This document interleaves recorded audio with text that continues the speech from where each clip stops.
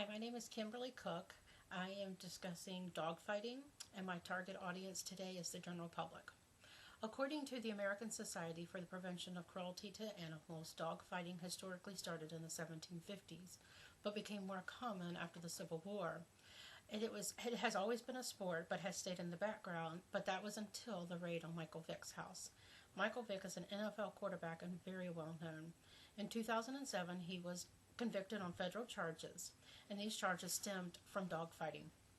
When Vick was convicted, we as the public got to see the dark side of dogfighting. And this strongly affected me because him and I lived in the same county. Our houses weren't very far from each other. And I'm also an owner of a pit bull, which is one of the main types of dogs that they use in dogfighting. And she is such a sweetheart. She is not mean, not aggressive, not cruel. I can't imagine something like this happening to her. According to the ASPCA, some dogs are bred just for fighting. They're required to go through certain types of training, and they are tested. Some of the training they go through is they could be put in a pool and made to tread water. They could be put on a treadmill while they're in their cages and be demanded to run on this cage to work up muscle mass. Some of these dogs are even injected with steroids. These animals are kept in their cages, and if they are let out of their cages, they're on very short, heavy chains. They're not allowed to socialize with other dogs whatsoever unless it is in the ring to fight. They are usually taunted by other dogs or other types of animals to help make them more aggressive. As you can see on the sheet of paper, I have three different types of dog fighting. The first type is the street fighter.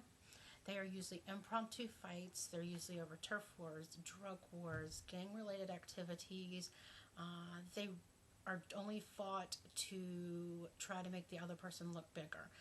So if a dog loses, that shames the owner. Then you have the hobbyists. They're usually more their fights are more planned. They are several times a year. They're more formal. The hobbyist fighters do it for entertainment reasons and to make extra income, but they usually care about their dogs a little bit more than the street fighter would. Then you have the professionals. The professionals are the ones that do it for the money. They breed, they sell, they fight the dogs for the money. They usually have a large quantity of dogs. They usually care about the bloodline and the training and the conditioning of their dogs. But if the dog is unsuccessful or not aggressive enough, the dog is dead. That's it. They have no use for the dog anymore. According to PETA, the fighting pit that the dogs are required to fight in is usually a wooden structure that's about 18 by 16 square foot. When the dog is led into this pit, he knows that he is in here to fight for the death.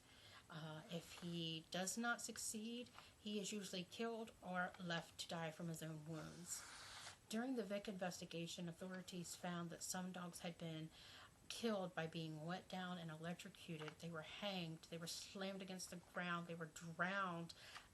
Just any kind of cruel way to kill this animal. Dogfighting is cruel. We should work together as a community to stop it. It is banned in all 51 states.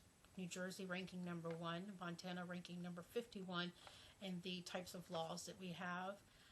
Dogfighting, you can be charged as a spectator, as being the fighter that's got the dog, or the owner of the dog.